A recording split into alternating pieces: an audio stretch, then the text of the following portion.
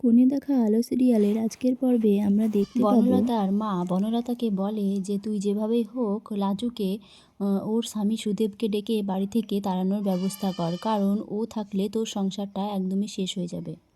এদিকে বনলতাও নিজেকে দোষারোপ করে যে আমার জন্যই লাজুর আর আজ এমন অবস্থা। আমি যদি সেই দিন পালিয়ে না যেতাম তাহলে লাজুও তো ওর স্বামীর সঙ্গে সংসার করতো। আমার জন্য ওর এত কষ্ট হচ্ছে, পরের বাড়িতে এইভাবে ওকে বিনে মাইনের কাজের লোক হয়ে থাকতে হচ্ছে।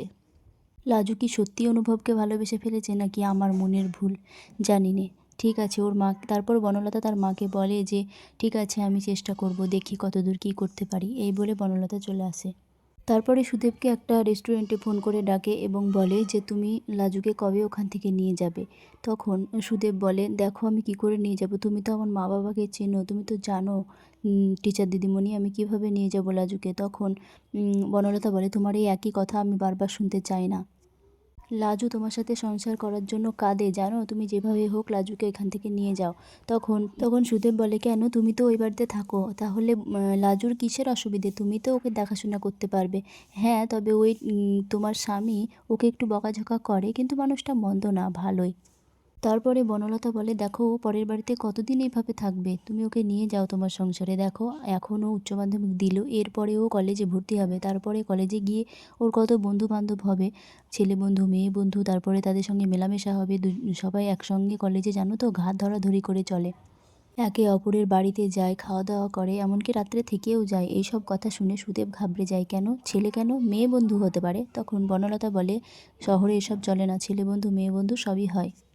তাছাড়া লাজু একটা গ্রামের সহজ সরল মেয়ে, কোনো ছেলে যদি তাকে ভুলিয়ে ভালিয়ে কোনো খারাপ কিছু করিয়ে নেয় তখন তুমি কি করবে, লাজু তোমার হাতছাড়া হয়ে যাবে, তোমার আর লাজুর সঙ্গে সংসার করা হবে না। এইসব কথা শুনে সুদেব একদম ঘাবড়ে যায়, তখন বলে না না এটা কিছুতেই হতে দেওয়া যাবে না, লাজুর সঙ্গে আমি সংসার করবো, লাজু অন্য কারো হতে পারে না, খুব ভয় পায়। তারপরে বলে টিচার দিদি তুমি তো আমার বাড়ির লোকজনকে জানো, আমি কিভাবে লাজুকে ওখানে নিয়ে যাব। তখন বনলতা বলে কেন না খেয়ে থাকো, না খাওয়ার বাহানা করো, দেখবে ঠিক সবাই রাজি হবে। তখন সুদেব বলে না খেয়ে কী করে থাকবো, আমি না খেয়ে থাকতে পারিনি যে।